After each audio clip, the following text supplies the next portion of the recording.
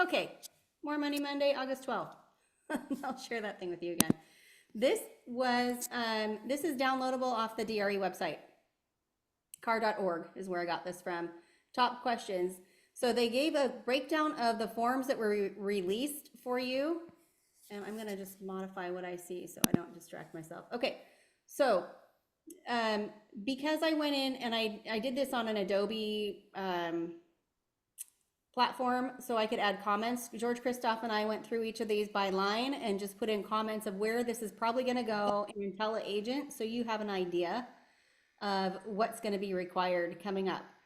The first 5 of them are all about buyer representation, and the 6th one is the cancellation of representation. So there's a lot of different ways that we're going to need to do some disclosing and signing of documents and all of that. So we wanted to have just a list that you could refer to. So that's why I sent this out, even though it's not official quite yet, but I wanted you to see what's going on.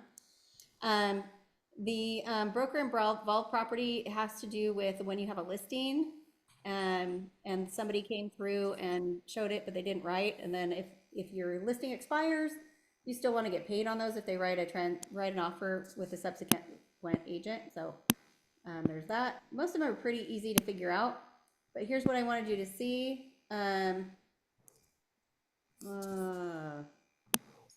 a Q&A down here as well.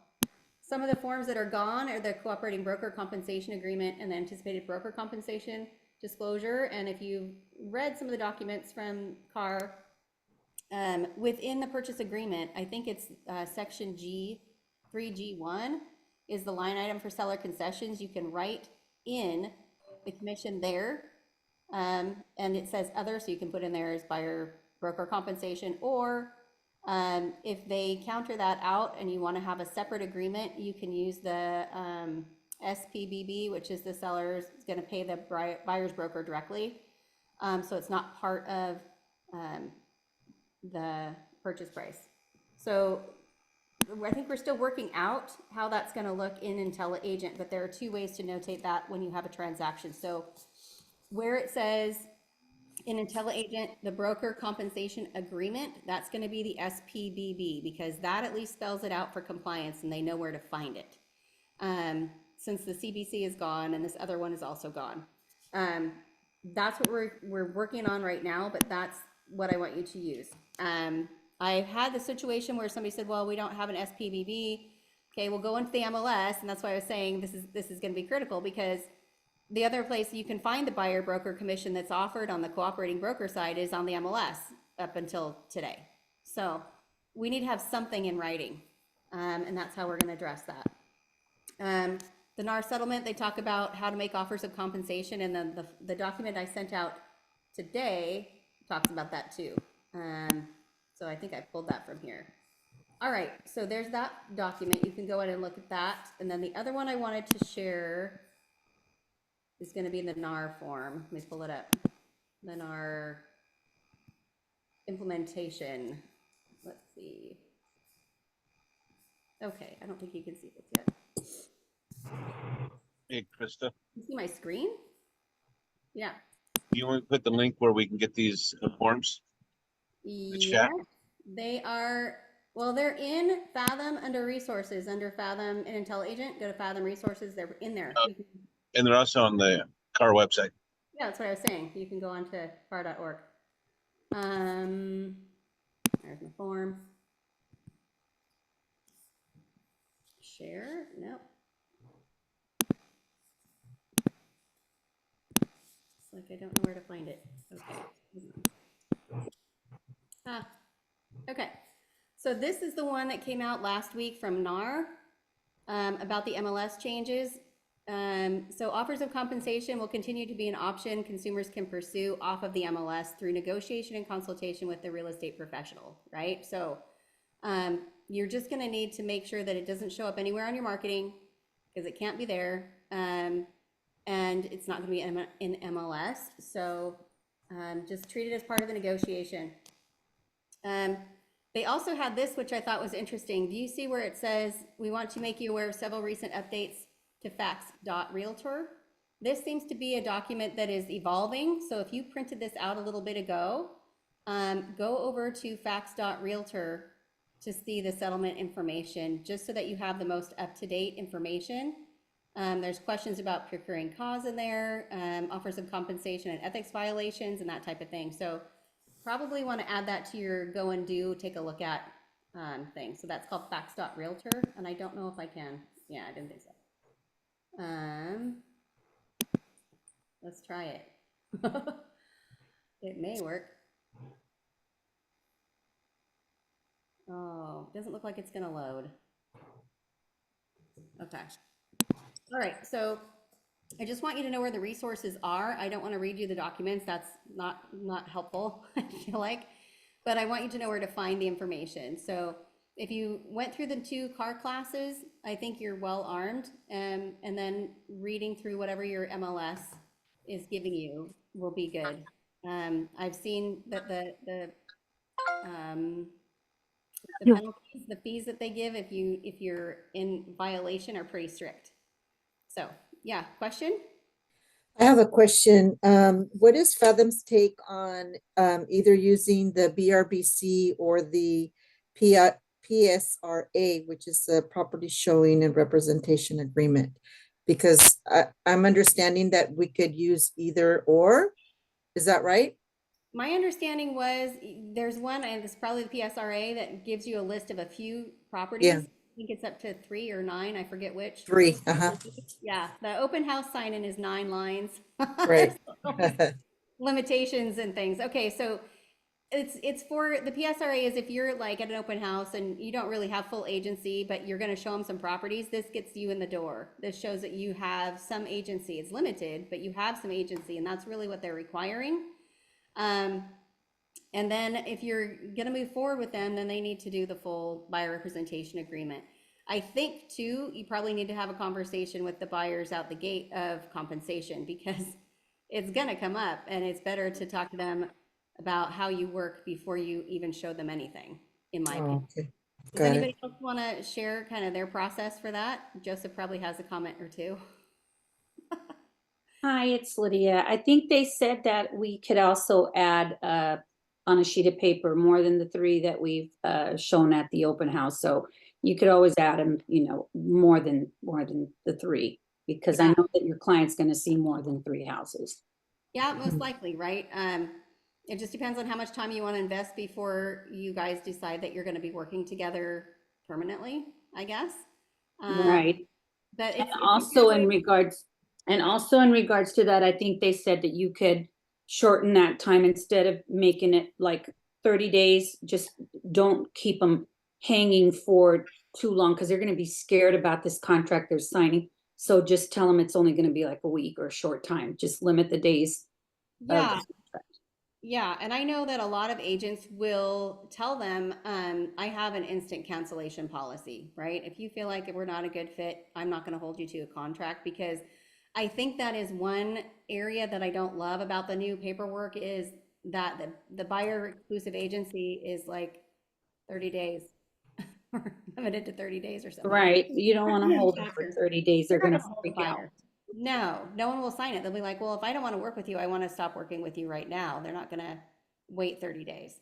So I Right. think it's smart for you to, in your listing presentation and your buyer consultation, you should have something that explains how you work. So if you have a 1-day cancellation policy, they understand that. So they don't have a fear of working exclusively with you. Okay? Yeah, but I mean, I've been watching and joining a lot of outside infomercials, from the high, leaders of voicing opinion, and they said that a good 3 to 5 days, and then they won't be so hung up on saying, okay, why are you making me hold this contract for 30 days? Yeah. Well, they do have to release you, of course, if they want to continue with somebody else. But then we also have to reiterate that all these homes that I did show you, they are going to be part of my contract. Right. And I think that is why there is that property list, because we're trying to make it as clear as possible to the consumer about the rules of engagement. And the more clear you can be, the less you're going to run into any difficulties. If you just set the expectation up front of here's how we do this, you'll be fine. Right. Yeah. We've been role playing too, just kind of like agent to agent, just trying to make sure we're not totally freaked out when it comes down to it, when your client is gonna be in front of you and say, hey, well, we're gonna make these appointments to show these houses, but this is a contract that now you have to sign. And I've been putting it out there on my Instagram, my Facebook, everywhere. Hey, guys, something new's coming. Give them an alert right now. I see yours. I don't know if you see mine. I've been doing the same thing. Yeah, yeah, I think I have. I've seen yours, Melissa. And posting mine as well on Instagram and Facebook. And I'm hoping to just get an email to all my thread of contacts and so that I could let them know ahead of time, hey, the date is here. We're gonna be having to give you a little bit of paperwork to sign before we take you out to show you any housing. And seller has to be in agreements with like a couple things before we could even enter their home. Yeah. Well, not only that, but now the buyer financial thing is required too.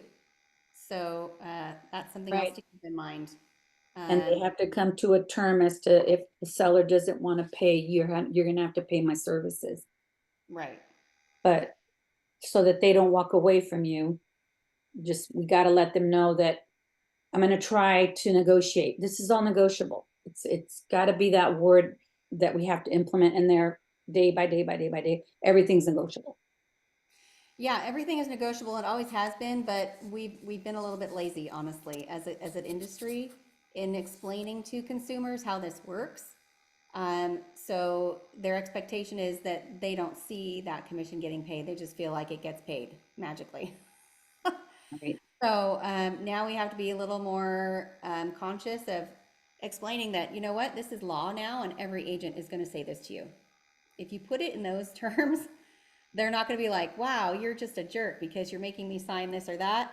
It's not the way it is. We're all required by law to have this paperwork in place before we can show property to you.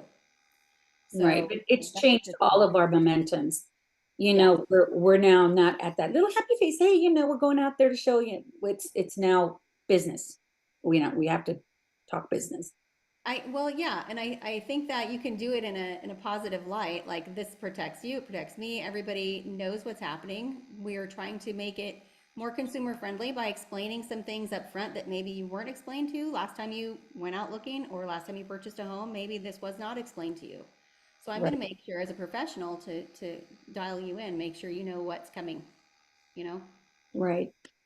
So yeah, I hope that's helpful. Anybody else want to chime in what your plan of attack on this is? I would like to say something. So Yeah. coming from owning a broker owner, owning two brokerages in Colorado, this was always a form that was always required in Colorado. I've been licensed since the early or the late 90s. So it's nothing really new to me. And even though I haven't gone through the process here, I haven't used the form often, but I've used it. I feel that if you have a serious buyer, they're not going to have a problem going into the agency with you. They're just not, because they want to buy a property, they want to be represented. So I don't think there's going to be as much pushback as everybody's thinking that there is. Yeah. Buyer signing a buyer agency. Yeah, I think most of the time when I have a buyer, I have them sign it. Like, this is how we do it. So if you treat it like that, as this is just the way we do it, here's the process, let me explain it to you. Do you have any questions? No, great, okay, let's move forward. That's it. And I came into business having to use those forms in Colorado. When I moved here in 2010, they weren't required here. I think the But bulk I've of your used them. pushback is gonna be, an objection is gonna be resetting expectation. For states that didn't have the form at all. Where Exactly. people might be from, but if it's outlined in front of them, transparent, and you're having straight discussion. Yeah. And then you might get an objection, but then once they talk to, 3 or 4 other agents, now that everybody's requiring it, then they will come back as a result of that. Because that expectation will now be reset based on the fact that everybody they talk to will say the same thing. Yeah, that's exactly right. That's why I'm saying you may want to head it off by saying this is now law. Every agent you talk to is going to give you the same paperwork. It's just how we have to do business. And I This think that question, this helps. question is gonna be for Brad. Hi, Yeah. Brad, it's Lydia. Hi. Hey, so is any of this changeable, like, or I don't know how I'm gonna word this to you, but how can this buyer, or can they put the fee anywhere in their lending sphere of, you know, what they're qualified for? How are we gonna implement a lot of this stuff? Are they gonna ask us if the lender can, you know, add any of this into their loan? What's your deal on this again? So there's a couple pieces to that, but good question. So the short answer is that taking, call it $10,000 just for easy math of commission and putting it into the loan, not acceptable at this time. Although they are considering it and they're looking at it, but what they did do is say that that $10,000 doesn't go toward any other concessions. So meaning if, you know, the part of the negotiation is sellers to pay $5,000, you know, that $10,000 doesn't make it 15 for a seller concession, because that could push it over the thresholds of that particular loan program, whatever that might be. So they did say that whatever those commissions are outlined as for the seller to, you know, if the seller's taken care of, you know, they're not including it in that threshold. Where it gets tricky is that, you know, where we could potentially, for the sake of a better term, put it into the loan would be if they come in with less down payment. Now that works great for somebody that's coming in with 10 or 20% down. It doesn't work at all for the minimum down people, and which sadly are the ones that are probably going to be the most impacted, because they're the ones that have the least amount that are going to be impacted the most if the seller isn't willing to pick up the tab, and now they have to figure out a way to pay you as the agent. So that's the part that's still trying to be figured out. But what they don't want, and this is true of the government GSEs that really kind of set the bar for all this stuff, what they don't want is a loan, especially a minimum down, just like a DPA program, where it ends up being over encumbered. Right. So that's probably the biggest hurdle through it all. The DPAs, the down payment assistance programs. Correct. Okay, Yeah. gotcha. Because a lot of them, you know, a lot of those, although they cost more and they allow somebody's foot in the door, but they are challenged in the sense that some of these people run 2, 3, 4 liens on their property for the down payment assistance, whether it be for the down, whether it be for the closing costs, whatever that case may be. But now they owe more than what that property's worth right out of the gate from the day they close that loan. So that's what they're struggling with on the broader scale of things. So then just maybe on, if they're doing, like you said, the less of a down payment, then maybe incorporate a certain percentage as the compensation. Right. So take that same situation. If you know they're coming in with less down, maybe it's the answer's $10,000 less. So they go from 10% down to 7% down. You know, those are the types of things that we can do, assuming they can still qualify for it. But now we can use that, leaves money in their pocket, which then in turn is able to pay you where a seller wouldn't contribute. So really, it just comes down to good communication between your lender and the agent, because that all goes in hand when you're writing your initial offer and what those negotiations are going to look like. All right, thanks, Brad. My pleasure. One of the comments I saw or question on this FAQ was, what if the seller refuses to pay the full commission, or they don't want to pay any commission? How does a buyer handle that? And there's a couple ways you can do it. You can lower the price. Or you can do they said lower the price, or the buyer's going to pay that commission. You can roll it into, I guess, if they don't want to pay the commission, they lower the purchase price and pay the commission straight to the agent. I don't know if you've seen any of that, Brad. I don't know how many buyers pay their agent directly, like rare. So no, 100% agree, and I think that's where I think everybody's going to be treading on thin ice for this transition period, as you can call it, really, because there's going to be a lot of same issue on the seller side, right? There's going to be a lot of resetting expectations, because I think that the media has portrayed it like, sellers are off the hook, when in reality they're not. And I think that, that's up to listing agents to set that expectation appropriately. Yeah, But like anything, you're going to have people that are going to use that as a leveraging tool to win a listing agreement, but then it's going to come at a cost to that seller when those offers do come in. And so I think it's really just going to go back to, the same, you've heard me say this, for those that haven't heard me, because you're new on the call with me. When we went through the same similar situation, it took some time to reset expectations of people, but the more transparent you are, the more you have open dialogue about it and say, hey, this is the way it is moving forward. And give them scenarios as to here's how it can go and how this can play out, so that they have a clear and transparent understanding of what to expect. And I think that'll be the biggest piece that will drive success your way on all fronts, seller and buyer. yeah, this would be good social media posting or good email content for you to send out. So you're kind of setting that up, getting the conversation out there and people understand how you're required to do business, rather than waiting for them to get in front of you and they want to go look at a house. Yeah. Just get it out there. But I tell you, these sellers are not just going to arbitrarily lower their price point because they're not on the hook for a commission.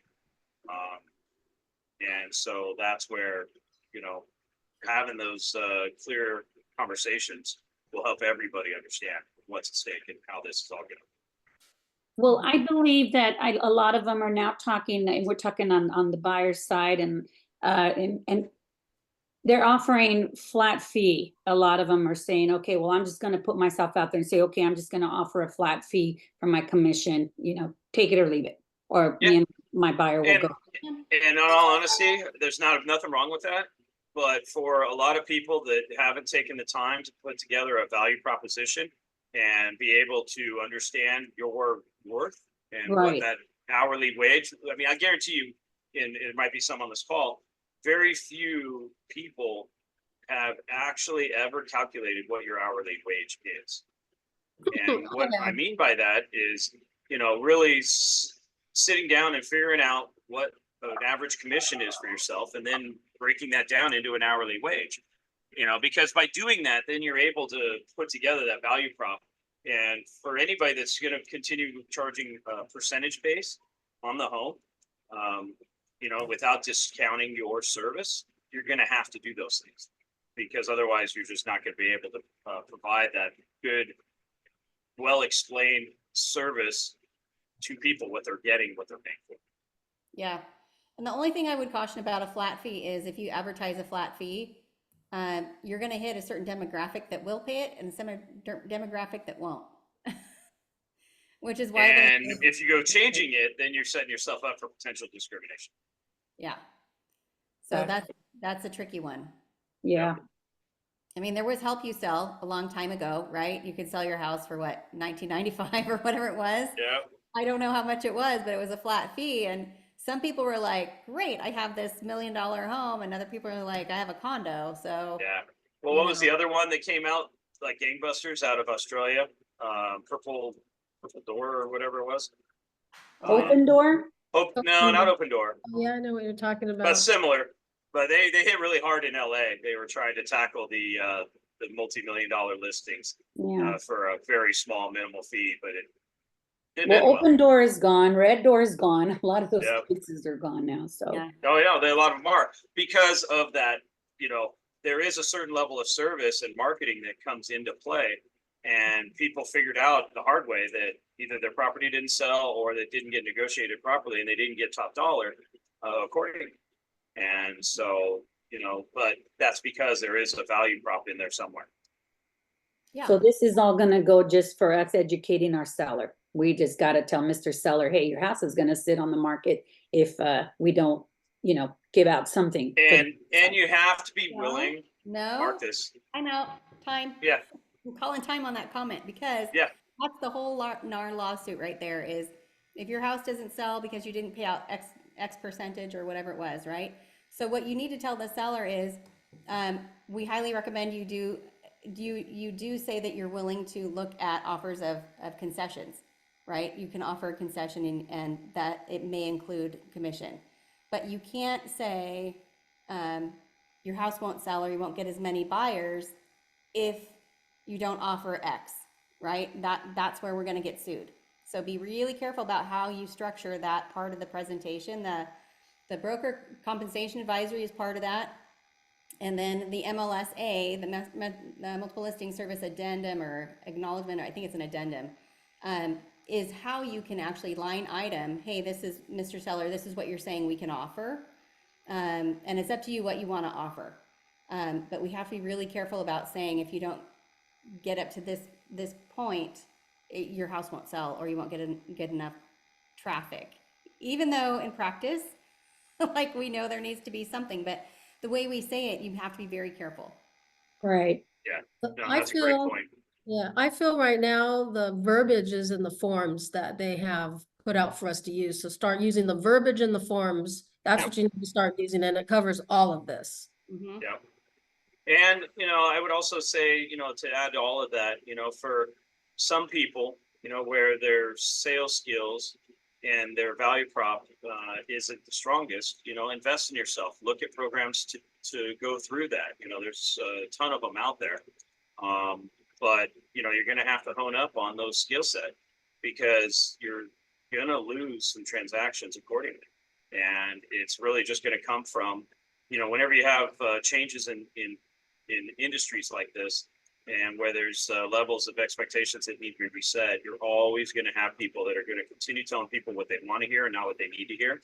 And they're going to fall subject to it, but at a cost.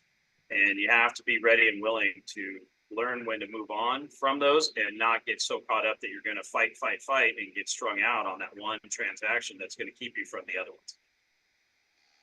I had some really good advice when I was a new agent, and they just said, you know what, you should be able to walk away from any transaction. Like you should be prepared to walk away. Like you have too many. Yeah, yeah, because if you go from the position of desperation or like I have to make this point or I absolutely have to have this, you're setting yourself up for probably more trouble than you want. Losing control for one.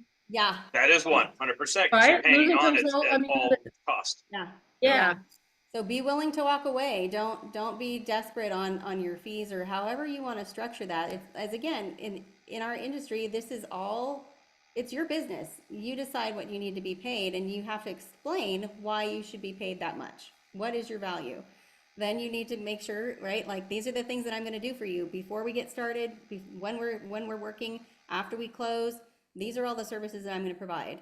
And the more detailed you have or a plan, a system in place, the better your value is going to look compared to an agent who just comes in and says, well, this is what we are required to, And it makes you look that much better when you got the agent that doesn't do the value prop at all, and they are flat fee based. Mm-hmm. Yeah. So it's up to us to really sell why they should be using us, just like you do. Hi, Sarah Lynn. You want to chime in? Oh, sorry. Okay. We're just talking about, engaging with the new forms and how to have that conversation with buyers that we're all required by law to have the same forms now. We all got to sign them.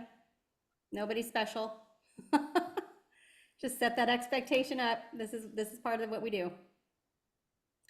So, did you want to add anything, Sarah Lynn? Nope, just listening. Groovy. All right. We're up against time. I just wanted to see, is there anyone else that wants to share anything, how you're approaching this with your sellers, with your buyers? Looks like we do have one question I do see about promoting Hometown Heroes and offering the commission basis on that. You definitely are always able to offer Hometown Heroes to the heroes. Just want to be careful on, as we're talking about all of this, and if you have any element of where you're going to be, reducing your normal compensation, you just don't want to open yourself up to the possibility of discrimination and or using Hometown Heroes as that backer to do so. because that can also be viewed and misrepresented in a lot of ways. So you just want to be really careful on that. Yeah, I posted today because rates are dropping. I pulled an article and put it up on Facebook and I said, get your paperwork ready. And if you're, you know, hometown heroes, I have some cash for you. And if these are the industries and, you know, that qualify, let me know, right? So it's very broad, but it's still out there like, hey, the rate's coming down, and if you're thinking about getting into a property or refinancing or whatever, we have some funds for you in addition to, you know, the service. Just always keep it in mind this way. Hometown Heroes is a designated program that then is a reduction, right? So you're off the hook. You're covered. If anybody were to question, why did that person get that reduction and not me? It's because there's a clear definition of qualifications to do so. Mhm. Whereas if you just do a reduction to your commission for somebody, what denoted that qualification? Mm. That's a good way of looking at it, because then you could get into problems with, you know, discrimination or unfair real estate practice or whatever. Steering, redlining. I mean, there's just so many things that can be taken out of context, even though that was never the intention or the context of reason why it was provided. You just always want to keep that mindset to it, and you'll always be okay. And then on top of that, remember, anytime you're negotiating a concession, make sure that there's give and take on both sides. There's got to be a win-win. I had a conversation with an agent last week about, hey, you know, buyer would like seller to give dollars for X. And I said, okay, well, what are you giving the seller? Are you closing quicker? Are you removing contingencies? Like, why would the seller be incentivized to do that? So I think, you know, you're going to have to really hone your negotiating skills now that this is all negotiable, and it's going to have to be probably a conversation once or twice during a transaction. Yeah. Anybody else want to share? No? Okay, I saw Nicole just jump on. Hi, Nicole, how are you? I'm good. How are you? Good. So we're just wrapping up, but I do want to let agents know. I talked to Nicole about coming on another day and doing More Money Monday with us about some of the marketing she's doing on Facebook that is producing a whole lot of content and engagement. Yeah. Very cool. So I some days I'm just like, dang, I wish I had thought of that. But she's doing really well with that, so it can be done. And I know you don't spend 5 hours a day doing it either. Sorry, Emma, go lay down. No, I don't. Everything on my Facebook is actually automated. Yeah. How many of you would like automated engagement and posting on your Facebook? Me, Like everyone. So, Oh, Rose. yeah, Nicole, do you have time next week on Monday to share what you're doing? Yeah, I should. Okay. I mean, we can pick a different day. I want to get on the calendar so I can promote that. Yeah. That would be the 19th. Okay. 19th. Yeah, I'll check my calendar. Okay, double check, and then we'll get you on the next week or two, because, I mean, anybody can do it, right, Nicole? Anybody can do it. I do teach a class on it. Ah, So it's not something I've kind of done it on my personal Facebook. yeah. And it's a learn at your own pace, jump in and just you make as much progress as you can, as fast as you can, but we all have busy lives. But the idea is that we are in real estate. We have to figure out what is resonating with our ideal client. Who is your ideal client? Once you know that, we have to run, because we all know we're in business. We have to run our real estate like a business. And when you find out who your ideal client is, it helps you with the content that you are posting. And believe it or not, even though we are in sales, we do not need to be posting sales, buy this house, look at this house, look, use me as your agent. At the end of the day, that's not what they want to see. No. We have to find out who your ideal client is. Is it first-time home buyers? Is it luxury? What does that ideal client look like? And when you post content that they engage with and you can tie it into real estate, then you can do both. but you want more of the engagement content than you do the real estate content. And that's hard. It's hard to shift away and change our thinking in this. Yeah. I just hit over 200,000 followers on Facebook. I reach over 45 million people every 28 days. It's a lot of people that I am not paying a single penny for to be in front of. And now I'm rolling out the videos and I'm Yay. explaining what's going on. And so it's not just the content of what they're engaging with, because now they're seeing me for free and I'm getting this. My face is in front of their face, just by being on these videos. And that is, we can't ask for more in business to have free advertising. And I'm getting hits on my website and I'm getting messages and and a lot of these people are nationwide. Some are in other countries, but we're going to hit our ideal client locally. And if we're outside of our area, then we get the referral. Yeah. Yeah. So, anybody interested based on what Nicole just said? Yeah, you Absolutely. bet. Yeah, maybe a little, since we're all in sales, right?